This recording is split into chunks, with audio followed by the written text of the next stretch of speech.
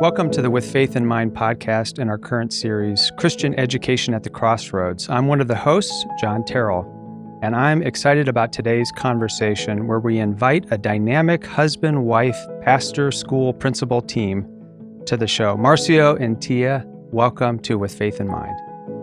Thank you for having us. Thank you. It is great to have you here. Let me just share a little bit about Marcio and Tia. They've been married since 1999. As I described, they pastor a church and lead a school together. They serve as principal and senior pastor of the church and school. They're both graduates of UW-Madison. They serve, again, as I've noted, as teammates in their leadership. Marcio earned his Master of Divinity from Regent University, and Tia a Master of Bilingual Education from Edgewood College here in Madison. They make their home in Middleton. They're actually neighbors. So they live in the adjacent neighborhood to me and my wife and family. And they're the parents of a son, Marcio, and a daughter, Isabella. Mm-hmm. Yes. And I've come across, in fact, Marcio and I, as we record, we actually are skipping our Rotary meeting. So That's correct.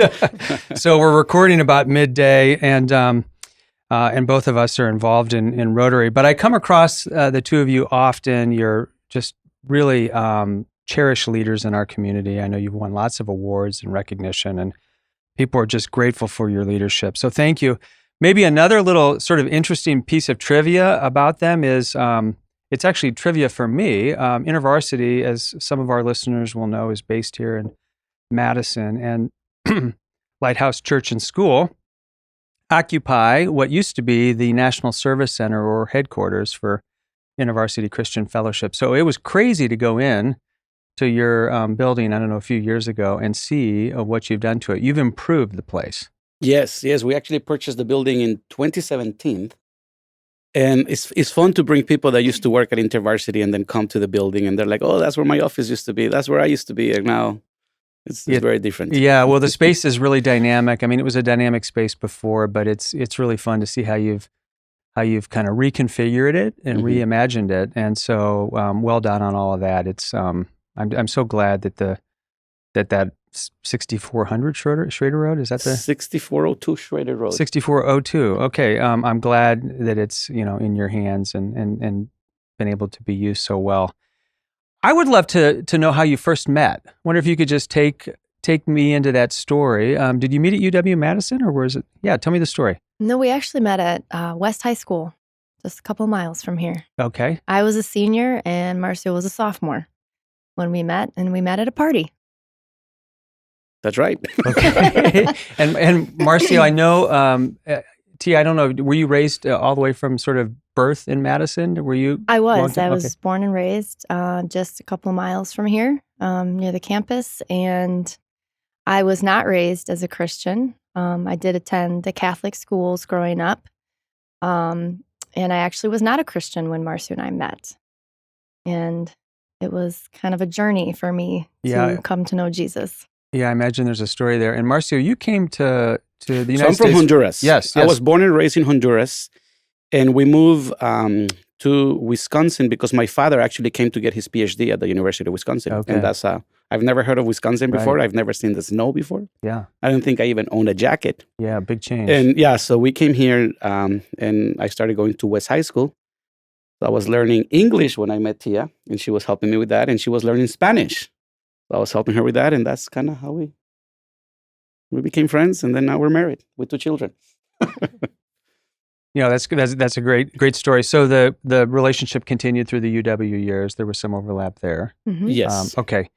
It's great to hear that part of the story. Okay, so let's jump a little bit ahead. I would love for you to paint a picture of the work and ministry of Lighthouse Church and Lighthouse Christian School. What is unique about the project? Invite us in. Tell me a little bit about how it started and how you first got involved. So Lighthouse Church is a bilingual, international, multicultural church. All of our services are in English and Spanish with simultaneous translation. There's people in our church that don't speak English. Mm-hmm. There's people in our church that don't speak Spanish, and we're all together, as one.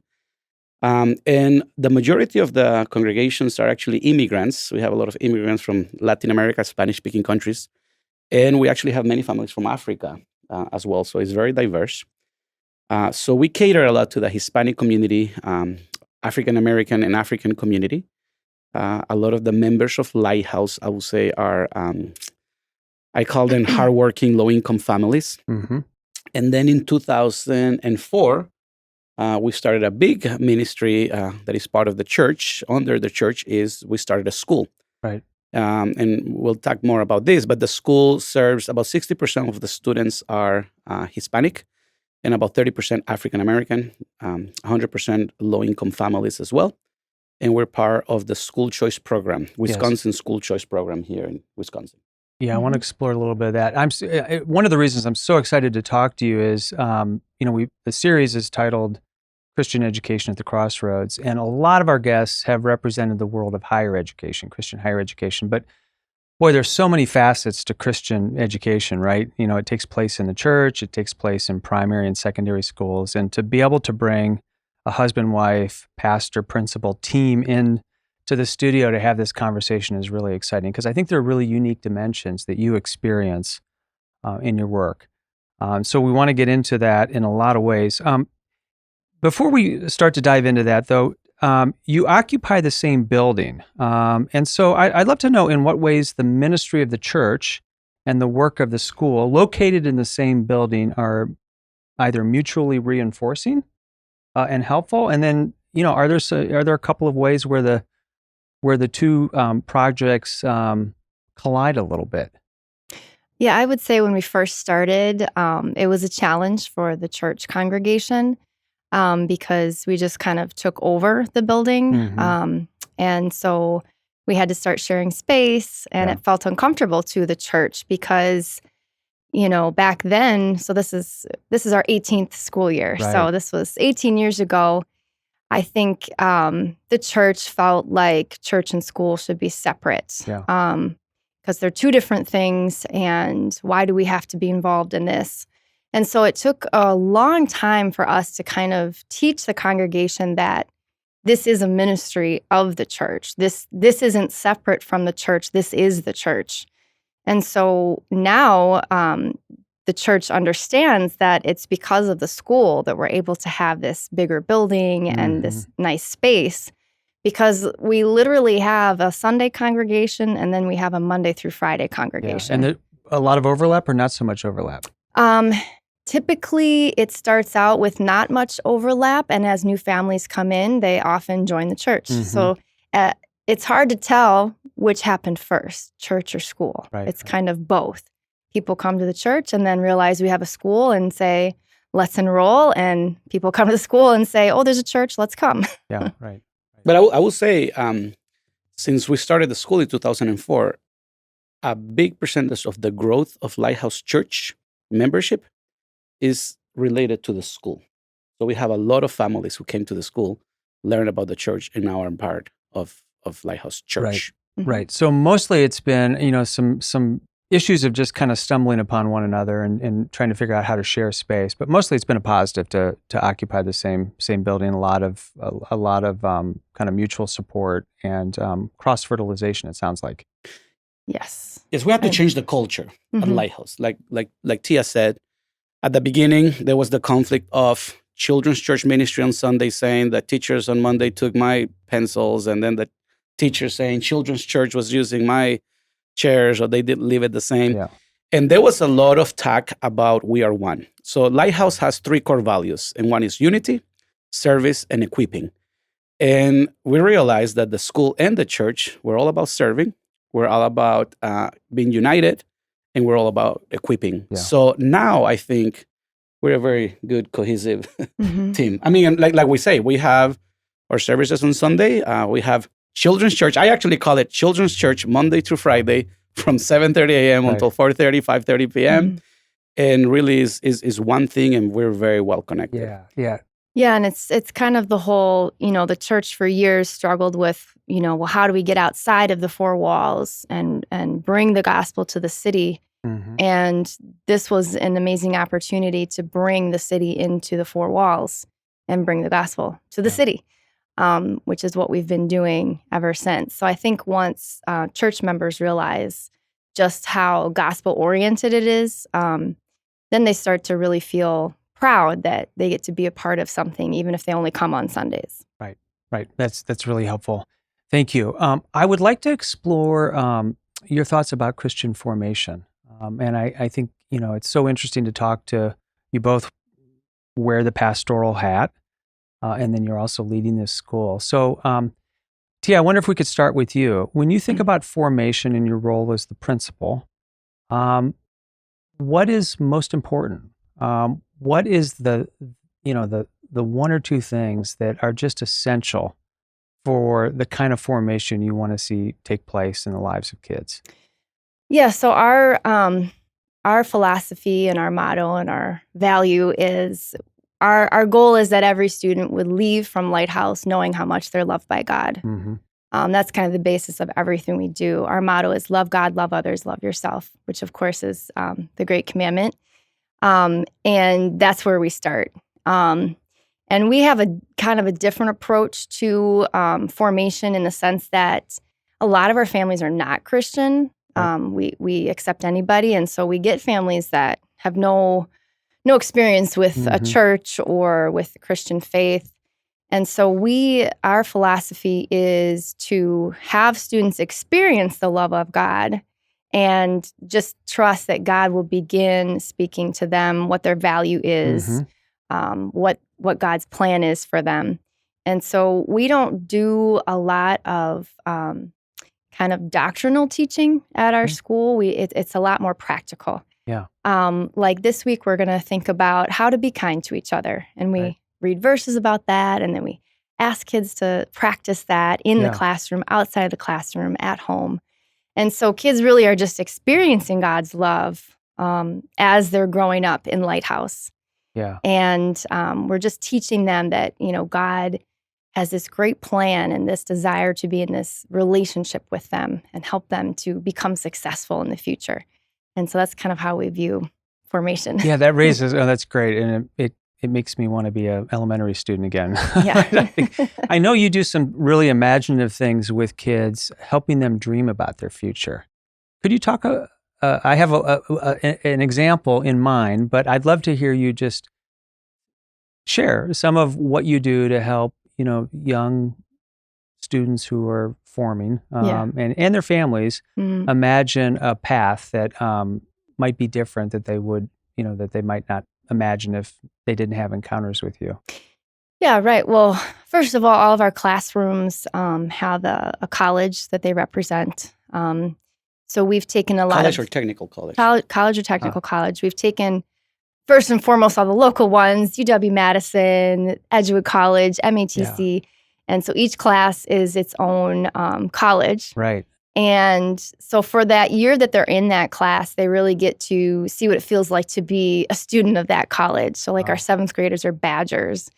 So they come and do a field trip at the UW, and the UW comes into the classroom and talks to them. And so we're really trying to right away establish, even in our youngest students, that college is a possibility. Right, you can do whatever you want. You can be whoever you want. God is going to help you be successful as you seek Him and as you study hard. And not that everyone has to go to college, but we want to kind of change their mindset that there's possibilities in their life, and they don't have to just do what their parents did, and they don't have to live paycheck to paycheck. They can actually dream about what they want to do and what skills they have. Yeah, and I think it's really interesting that you pair not just the 4-year sort of public and private institutions, but you have the technical colleges as well that you represent. Yeah, that's really cool. Keep going. You have another example. Well, another thing about our school is that I don't personally make any claims that all of our students are going to be academically high achievers. I think that's kind of a secondary goal in life, right? The academic side. And so we really go from a strengths-based approach to kids. If kids are good at music, we focus on that. If they're good at dancing, we let them lead a dance class. We look at the kids as individuals and find out, what are you good at? What are you interested in? What are you passionate about? and we help develop those gifts and talents. And it might not be academics, and it might be academics. And we just help kids see what God has put in them and what possibilities there are, and help them feel confident. Each of our classes, they lead chapel every week. And so that's their opportunity to teach and preach and, put on they can put on drama if they want to. They sing, they dance, and that's really kind of their shining moment to develop into the leaders God is calling them to be. Yeah. Is the competency or strength-based approach, is that typical for Christian education, or is that something that's really unique to Lighthouse? Well, I personally think it's unique to Lighthouse. Having worked with the Christian schools in this community, I think that it is much more of an academic approach to education. And as I said, my first goal is that students know how loved they are by God. If we accomplish that, I think we've accomplished what God has sent us to do. I think that academics will follow that, because obviously the fear of the Lord is the beginning of all knowledge. And so it's been a little challenging working with schools that don't share that philosophy. As I said, we allow all students into the school, and we treat each student as an individual that has potential. I think in other schools, there's kind of an entrance process, and, well, we don't know if you're a good academic fit. So at least in our school, I'm trying to break that mold of it's not all about academics. If you first seek the Lord, academics will come, and you'll find your strengths, and you'll find the things that you're going to be good at. And sometimes the things that they're really good at is simply sitting and listening and trying really hard. And we honor them for that. We honor their hard work, even if they're not achieving high grades. And the other side of that is that we do take students with disabilities, which is also not necessarily typical for Christian schools. I think Christian schools will take a certain amount of disability types, maybe not all. We're really seeking to be a place where all students could be successful. If it's a good fit for them, if we're able to help them to succeed, we want them in our school. Yeah. Well, there's something so beautifully honoring about that approach that, you're really working hard to see the dignity and the image of God in all children, and that they all have potential, right? And eliminating some of the thresholds or barriers, like, admission standards and some of these things, that it can be, become so competitive that, it closes the door for so many kids to even have a Christian education experience. Marcy, I want to come over to you here in just a second, talk a little bit about the church, but Tia, how do you support the spiritual development with physical and emotional support? I know you work with a lot of families that are under some distress. Yes. A lot of immigrant families, families that are, struggling with economics and just, kind of paychecks and those kinds of things. How do you come alongside in some of the other dimensions that really help students thrive and families thrive? Yeah, so as you said, we seek to honor the dignity of all humans in our school, and that goes beyond just the school day. We really want to partner with families and help them be successful. Right. So if they're hungry, we feed them. We have our bi-weekly or 2 times a week food pantry. We're currently building a permanent food pantry so that families can shop whenever they need to or want to. We also offer therapy right at the school. It's free. It's free for families. It's free for students. Since COVID, a lot of our families have really experienced a lot of depression, anxiety, sicknesses in the family, and so we've offered the therapy. We offer assistance with rent. We offer transportation help. If they can't afford uniforms, we try to find donors that can help pay for uniforms. We really feel that as Christians, it is our obligation to help the whole family. They're here to experience Jesus, and that's who we want to be for them. Yeah, that's beautiful. I know you guys work so hard at that, and I spent some time on the website and just saw all the ways that you try to come alongside families. Marcio, as a pastor, I'd love to get your thoughts on how you see people transformed. How does the gospel transform people, and how do you best achieve it? How does the church best achieve it? You know, there's a Bible verse that says that Jesus grew in stature, he grew in wisdom, in favor with God, and in favor with men. And that's our goal. You know, they grow in stature physically. So we want to make Mhm. sure they're eating correctly. We want to Mhm. make sure that they have housing, that they have all the things that are going to help so that they can grow Right. physically. They grow in wisdom. That's where the education comes. You know, we want to make sure that they grow academically.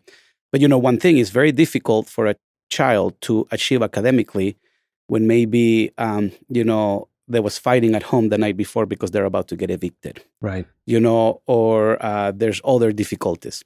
So we want to help the family so that they can grow there, but then also in favor with God. So we want to talk about God. We want to talk about the Word of God. We want Yeah. the Word of God to be part of everything that they do at the school. So when you come to Lighthouse Christian School, I mean, in everything, God is present. Mm. I mean, this is not something that oftentimes I tell people you go to Christian schools and you learn about God at chapel and in Bible class. No, here you go to history class and they'll bring, you know, the Word of God into it, you know, in Christian values. You go to math class and they're going to bring the Word of God Mhm. in and Christian values. And then in favor with men, meaning we want to be part of the community. So we teach the children how to serve. We do a lot of what we do at Lighthouse. Actually, let me tell you a quick story. The food pantry started because during summer, we have summer school program. We had a project with the children and we said, hey, what can we do to serve the community?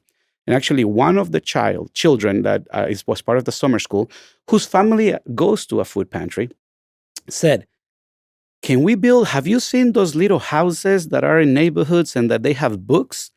What if we build those little houses, but instead of books, we put food in them? Mm. And then people can just drive by and we can take food. These are like the little free libraries. Like the Yes. little free Okay, libraries, okay. but for food. Right. Right. So for the summer program, we built 6 of those little houses. We call Yeah. them little lighthouses. Mhm. And we started putting food in them. Wow. So we put one in front of our church building. The pandemic came and we started the food pantry by filling that little lighthouse with food. This was an idea of one of the kids. Wow. What an amazing And story. now we're building almost $1 million food pantry. And it started with the idea of one child who said, why don't we put food in there? So we teach them to serve. We teach them to serve in the community. We tell them about how can we help others? How can we love others? That's part of the theme of the church. Love God, love yourself, and love others.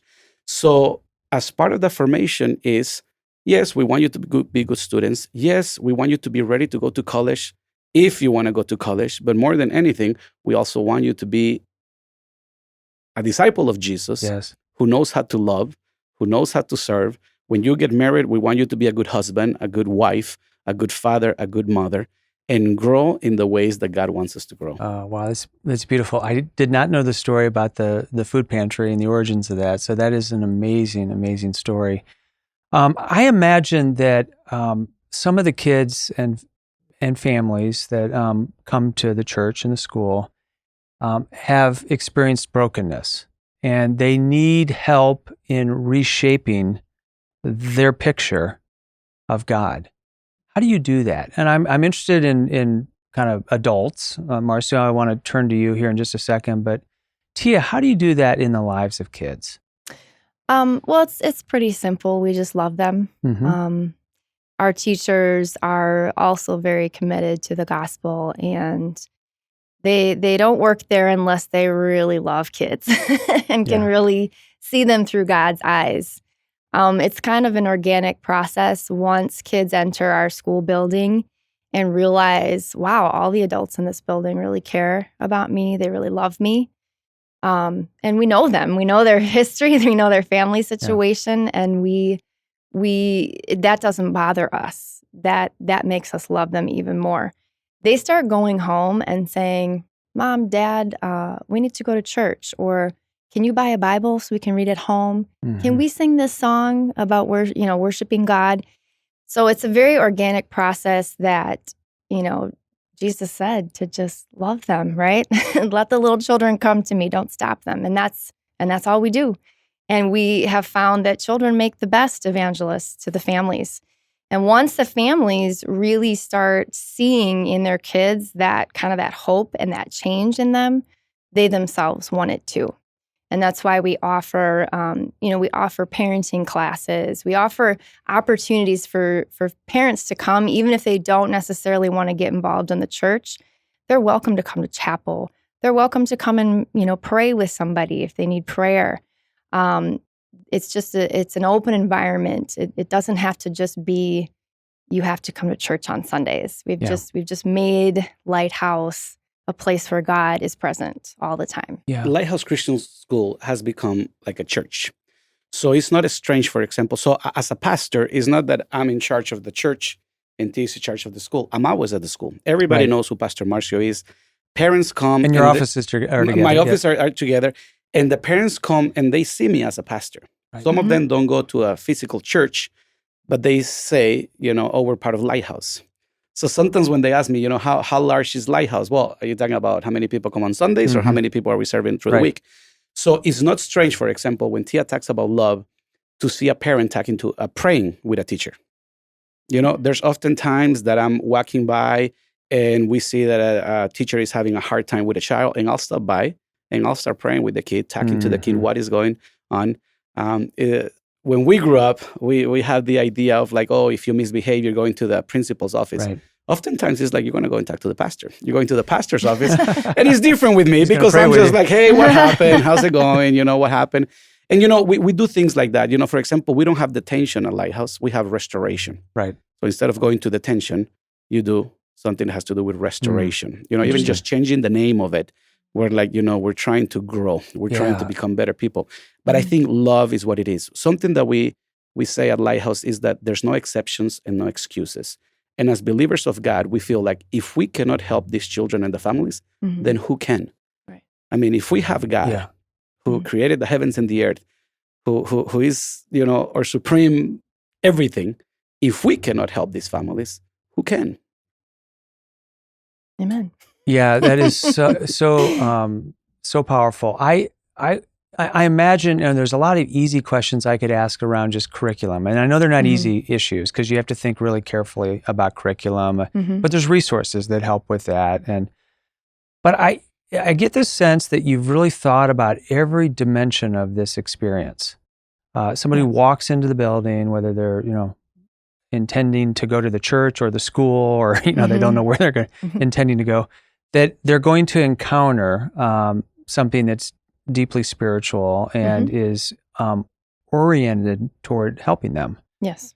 I'd love to explore how you have thought about these changes. How do you think about this integration, this deep kind of spiritual integration?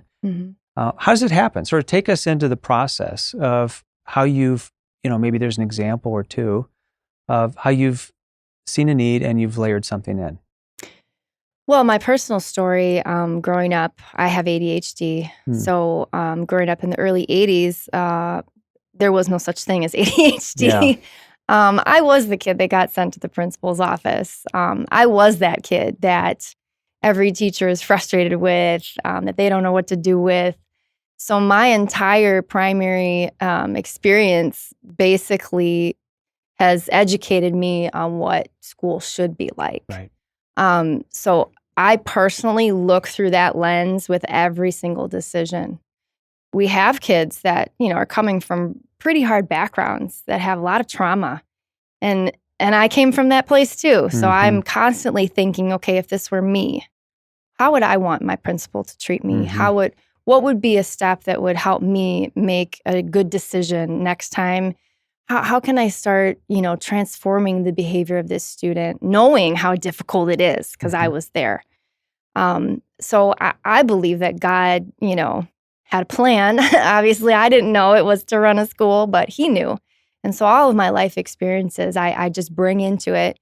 And of course, it's the golden rule to treat others the way you'd want to be treated. How would I have wanted to be treated as a student? Right. How would I want to be valued? What if I needed help? Where could I find that in the school? So that's how I've made a lot of decisions as far as the school side. The Lighthouse School continues to be evolving. So we don't do things the same as when we were doing it in 2004. And I think one of the benefits that we have being a Christian, private Christian school is that you can come today to the school and give us an idea. We'll pray about it, and we can start implementing it on Monday. And if it doesn't work, then we try something else. So that's one thing that we do. Oftentimes, we have a committee, we have a board, and we have a group of advisors that help us. But we really seek the Lord in how we want to do things. We might get a child, and the child is misbehaving. School starts in September. Is a new child that is not used to the culture of Lighthouse Church. And what the principal, myself, and others that are involved in the development of this child, we pray. Yeah. We get together, we pray, we say, okay, God, give us wisdom. How can we help this child? What can we do? We partner with other organizations. We do a lot of copy and pasting. We don't have to reinvent the wheel. But I think that's the key, that we say, how can we love this child, and what can we do? And God gives us creativity to do a lot of the works that we do. Oftentimes there's children who school starts in September, and we say, for the first 3 months, let's not even focus on academics for this child. Let's just love them. Let's show them that we care. And then come October, come November, the children just change because they see that we love them. Oftentimes we are just the next program that they had to be part of because they're broken. They go into social workers. Right. They go to this program. They go to another program. And Lighthouse Christian School just becomes another program, and they're going to challenge us. After some time, they realize, okay, these people are serious. They love me, and I'm going to achieve. And a lot of the times when Tia has said, we focus on love, we focus on just helping the children, academics is not the priority, we're still a school that exceeds expectation. And DPI, which is the Department of Public Instruction, in the report cards, we are doing better than the aggregate for the state. Yeah. Or Spanish-speaking English language learners are doing better in reading and English than the aggregate for the state.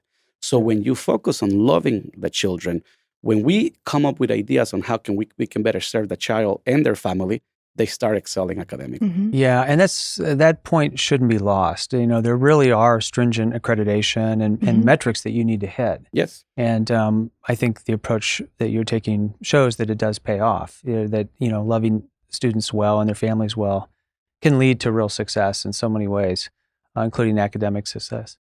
Marcio and Tia, you talk about loving kids, having amazing teachers, knowing family situation. This sounds idyllic. And I've heard many teachers, both at public and private institutions, that have a heart for these ideas as well. But they don't see it as possible, given their restrictions in funding, time, or other resources. How do you do this? How do you accomplish this? So the people that we love even just a little bit more well than the students is our teachers. We really believe that the key to being able to do all of this is our teachers. And so we pour most of our resources into them. Even though we are a private school and don't have the funding, we have given priority to teacher raises. We've also, all of our teachers have a coach, which is not typical in schools.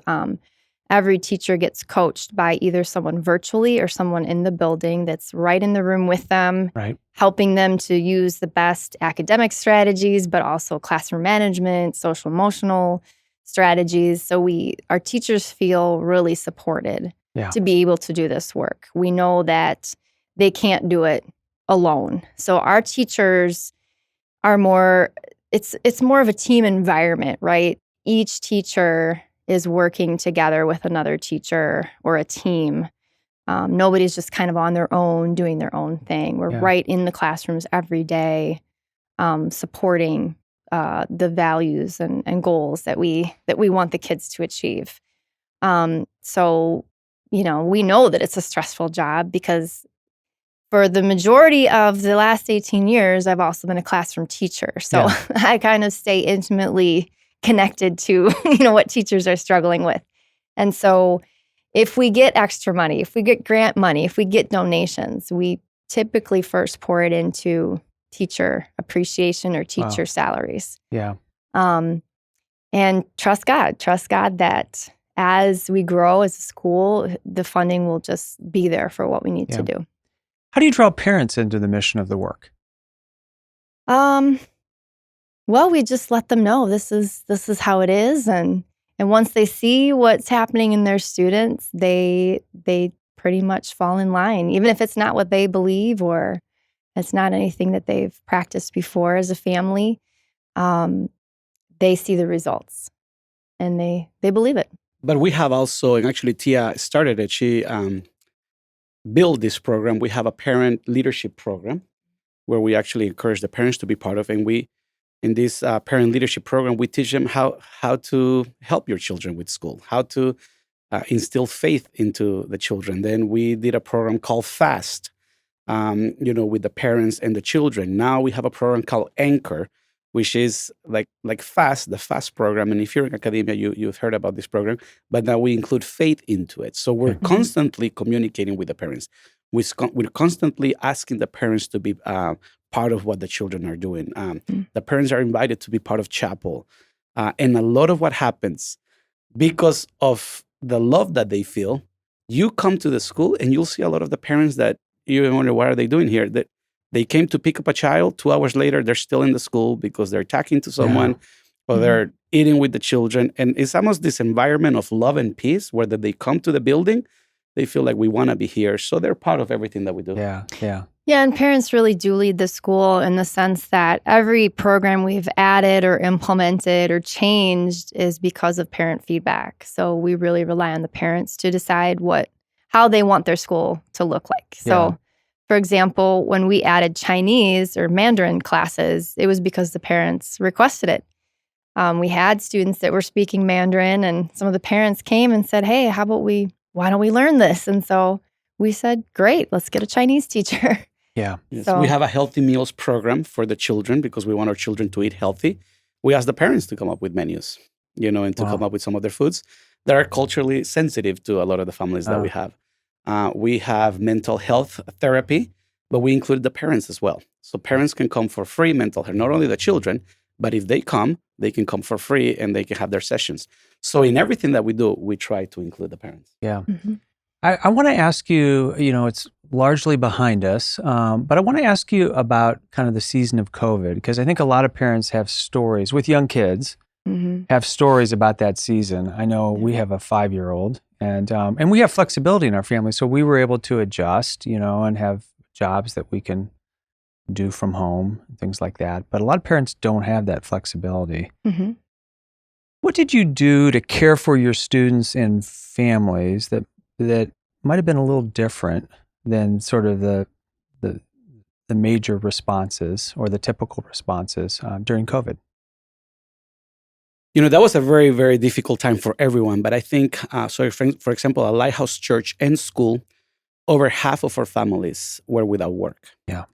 Many of the families that we serve at the church and at the school are undocumented, so they are not allowed to get unemployment. Yeah. And if you think about it, the businesses that closed immediately were restaurants, hotels, service industry. That's where many of the Hispanic and African American community work. Less than 20% of African American and Hispanic families can work from home. So that was a big struggle. So at that time, Lighthouse had 18 laptops. And we have over 200 kids that need laptops. So we went, I was even posting things on Facebook. Do you have a laptop, a tablet that we can use? So we right away were trying to help with laptops, with tablets. But then we came to another situation. Many of our families live in apartment buildings. Yeah. So they didn't have a basement where they can build an extra office. So these are usually families of 6 living in a 2-bedroom apartment. They don't even have a table where they can sit with their laptops. So I even started trying to find breakfast trays that you can use in bed so that kids can actually sit in their beds and be able to put a laptop comfortably. Things like that. We started a food program. So we were doing hot lunches and families were able to come every day to get a hot lunch. Then we started doing the food pantry. And Lighthouse Church also partnered with Mount Zion Church here in the city. And we raised about $500,000 to be able to help with rent, with the electric bills, and different things like that. We opened our school also, and this was more towards the fall of 2020, where we opened our school where families could bring their children to actually work at our school. Because their parents, once they started working again, they said, Pastor Marcio, we need the school to open because we need to go and work. We don't have babysitters. And actually, that's when we also made a decision in September of 2020 that we were going to open our school for the families to be able to bring children to school. At first, we started with about 80% attendance. Within a month, over 90% of the families started bringing their children back to school. And we had to do a lot of things to make the school accessible with all the regulations with COVID and all of that. But I think we were working with the families. These were parents coming to us and saying, we don't know who to leave our children with. Yeah. There were times where parents will say to me, because I will be in my office, can I drop off my child? And I will be at my office and the conference table is full of kids just doing work. I'm thinking, what do I do with these children? Yeah, we need to open the school. Yeah. Yeah, that's a really powerful, response and a really creative response. I think you guys, I just look back on that time and there were so many interesting things that you were doing to try to attend to the needs of families in a really challenging time. I want to touch on this briefly because I don't know if our listeners understand sort of all the intricacies of this, and it does, I think, change from state to state. But Wisconsin has a voucher program, and it is open to Christian education. I wonder if you could talk a little bit about that and how you leverage that program to help families manage tuition. Yeah, so even when we started in 2004, a lot of our families couldn't pay, and the church was supporting 100% of what the school was doing. Right. And we were losing a lot of money because the school is very expensive. So we actually started praying. I knew that there was a voucher program in Milwaukee, and we actually started praying that the Lord would open this up to the entire state. So that first year when the state said there's going to be a voucher program, we jumped on it. We only got 10 kids because they were only going to give, spots. The top 25 schools, you only get 10 kids. But just with those 10 kids, we were able to get things we'd never had before. Before that, we were using secondhand furniture, and I was the teacher and the secretary and the principal. Yeah. So with that money, we were able to start branching out, hiring more people, expanding. And we knew that this would be the way that families could have the choice to go to a private school. And so any program that the state has opened, we jump on it. When the special needs scholarship opened up, we jumped on that so that we could help the families with special needs even more. It's been a great program for us. Yeah, and when you think about the families that we serve, mostly Hispanic and African Americans, they are conservative families. They're families of faith. They are used to going to church, and they want a Christian education for their children. But they cannot afford it. So I think the voucher, like we call it, or the school choice program, gives parents the opportunity to be able to send their children to a school of their liking. In Madison, if you know about Madison, Madison has the highest achievement gap between African American and their white counterparts in education. I mean, it's education is not very good. Madison is the tale of two cities. If you live in Madison, Wisconsin, and you're African American and Hispanic, they're going to get the worst education in the nation. So parents want a choice, and I think the school choice program has allowed us to be able to give them that choice. Yeah, I want to thank you. That's really helpful. And I know it's complicated. And states are different, but I know you've really leveraged that in this context with the state of Wisconsin. I'd like to turn a little bit, ask a question or two about diversity. You lead a multi-ethnic, multicultural, bilingual, maybe it's trilingual now, school. How does diversity aid in kind of your educational mission? And then I want to ask you the secondary question, which is, in what ways does diversity potentially complicate?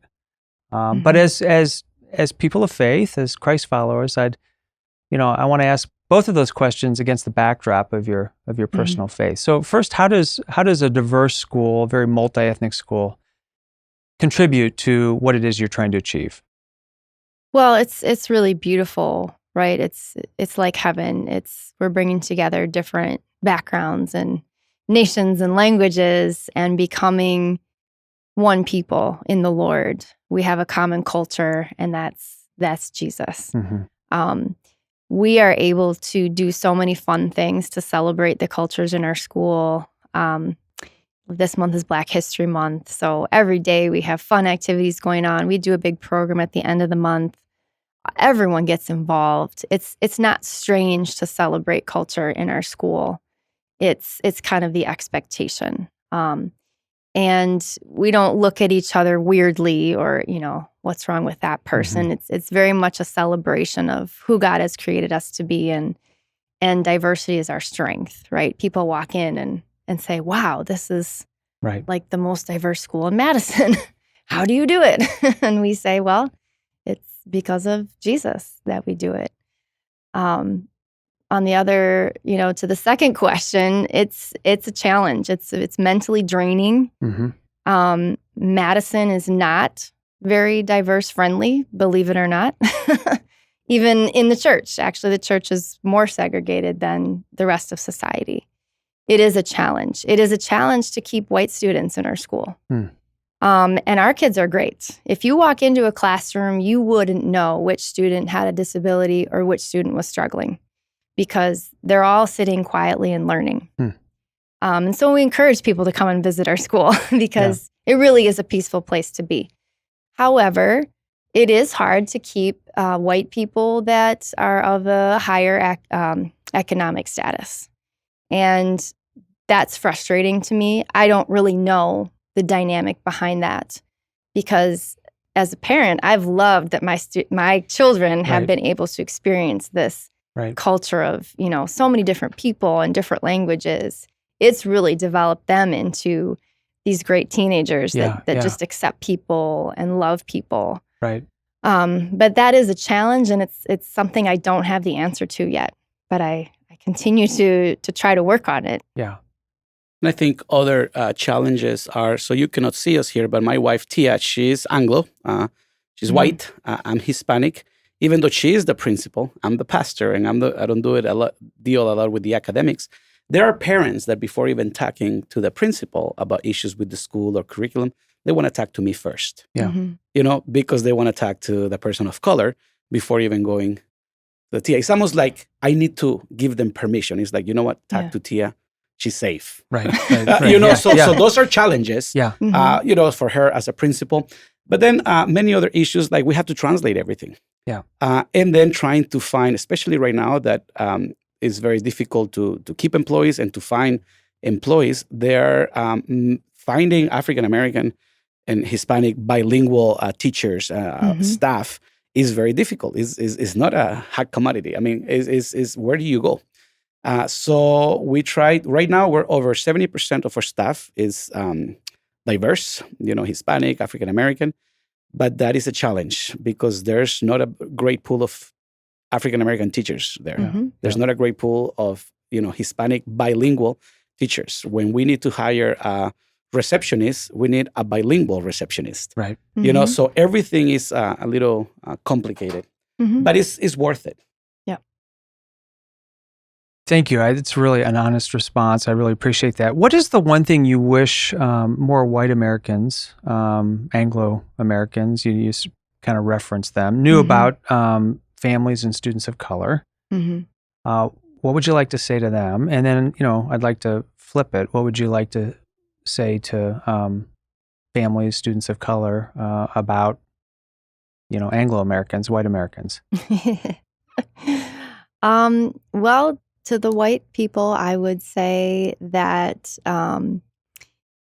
our students have great potential, and I would hope they could look at them that way. Again, looking at them based on their strengths, not their weaknesses. We often get stereotyped at different events, at different places because of our students. So I would ask the white Americans to look at us through the eyes of God, because they're really wonderful kids. I just can't say enough about how great they are. And they're going places, right? They're going to be the next leaders and senators and lawyers and doctors.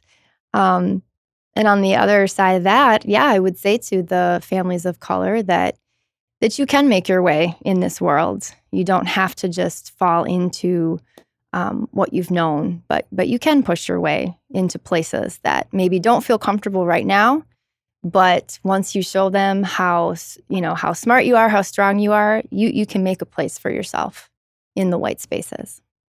Marcio, anything you'd like to add about that? No, yes, I think we are all human beings created in the image of God. It's interesting. Just recently, we got a letter, or some of the students from our school went to an event, and they sent us a letter just telling how well behaved our kids were. I was like, congratulations. And I feel like, well, what did they expect? Do they send those letters to every school if they're white students? Or what did they expect that our children were going to do just because they're mostly brown and black? And, we are human beings. We're smart. We have talents. We have the same gifts that God has given everybody. So don't think that we're something less than what maybe society or the news, are talking about. We have very capable families. Maybe they don't have the opportunities and education that some other people have, but we have people who are very smart and gifted by the Lord. And come and meet us. Come and be relational with us. And when they help, I want to say thank you to a lot of families and organizations and churches that have helped us. But oftentimes it's from afar. We get a check, but they have never come to our school. Come and be part of what we're doing. And experience it. Yeah, the two of you navigate diverse communities so well. I mean, I think if I just sort of had to write your epitaph or something, I would, you're so comfortable in lots of different circles. And I wonder if you could share an insight about how you've learned to do that. Obviously, you've been married to each other, but there's, and you've come from, originally from different countries. But this is a diverse United States, right? You could be from New England and marry somebody from the Deep South, and it's a cultural marriage as well. But how have you learned to navigate and to work well across diverse communities? I think the key is to build relationships. Things are very different when you are working together with a friend than not only a colleague. It's not only, I'm going to say names, for example, it's not that I'm working with Pastor Marcus Allen because we're colleagues. I know his wife. I know his children. They have been at my house. And there's a big difference when I'm working with someone that I know and is close to us than just with I'm going to help the African-American community when I don't have a connection. We talk a lot about immigration and, these kids, in the border, and we're not connected. When your child is playing with Jose, when there's a relationship, when they come to your house, you go to their house, you think differently because now there's a vested interest in everything that you say, in everything that you do, and you want to be part of what's happening. What happens to them affects you. That's when you can really use that verse in the Bible that you can cry with those that cry and you can rejoice with those who rejoice because there's a connection there. Yeah. Tia, anything? Yeah, I would say just being curious, never making assumptions and always asking the question, why is that family like that? And how can I get to know them better so that I can serve them better? When I stepped into this position 18 years ago, I had absolutely no clue what an education gap was or that it was this bad in Madison. And when I saw what was happening to our students, I developed a heart for it. I thought this is really unfair. And I wish everyone could see the unfairness of what's happening with this side of the world. And so allowing the Lord to really put that compassion inside of you for the other person and always assuming the best about them and that yes, they have something to offer to this society and to God's plan for all of us. We have to be intentional about working together. Yeah. I want to start moving toward wrapping up our time together, but what is the report card? If you had to sort of give a report card for Christian education, Christian formation, are you hopeful, not so hopeful, or somewhere in between? I think that there's a lot of work to do in the Christian community. I think we have to be much more inclusive of all people and be a place where all people will thrive. And I don't know what that would take or what it would mean, but we're not that right now. We're not loving our neighbor the way that God has called us to. And I see that, just in the barriers to,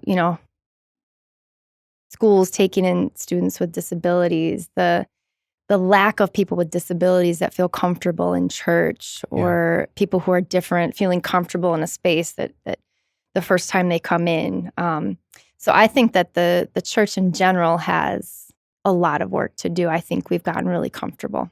Yeah.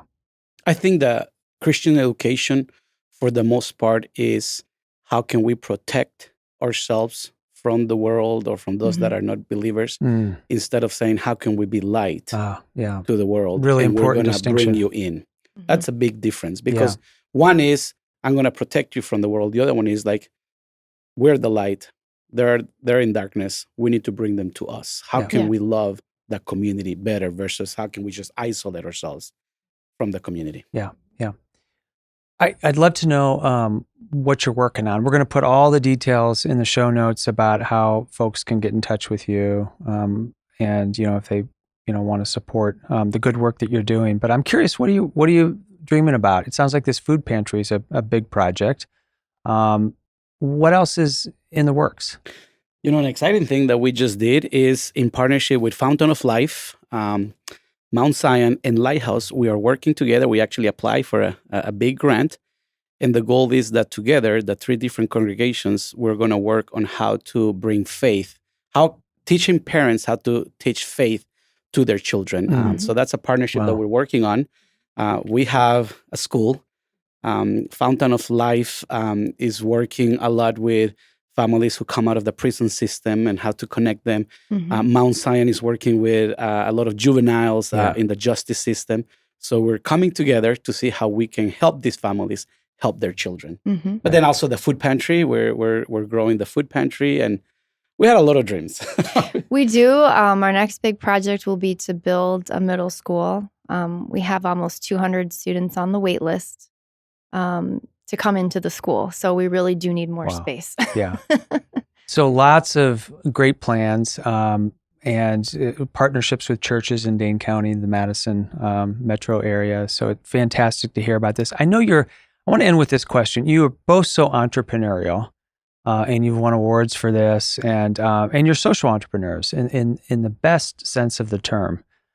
What advice would you give to those who want to see change, want to affect change? What would you say to them from an encouragement perspective or a coaching perspective to help them get on with the change they'd like to see take place? I will say, yes, we need to be wise. We need to do our work, but we have God. We need to have faith. So let's not be afraid to build the plane while flying it, because we don't have no time to waste. Yeah, stop talking and start working. Yeah. There's lots of work to do. Well, that's a great place to end. We are so grateful. Thank you, Marcio, Tia, for being a part of this conversation. Again, we'll put all the details in the show notes. Just deeply grateful for the work that you do, and you've really blessed our city. So thank you. Thank you. Thank you. Thanks for joining us. If you've enjoyed today's podcast, be sure to subscribe and give us a rating on your favorite podcast app. Also, be sure to check out our upcoming events on upperhouse.org and our other podcast, Upwards, where we dig deeper into the topics our in-house guests are passionate about. With Faith in Mind is supported by the Stephen and Laurel Brown Foundation. It is produced at Upper House in Madison, Wisconsin, hosted by Dan Hummel and John Terrill. Our executive producer and editor is Jesse Koopman. Please follow us on social media with the handle @UpperHouseUW.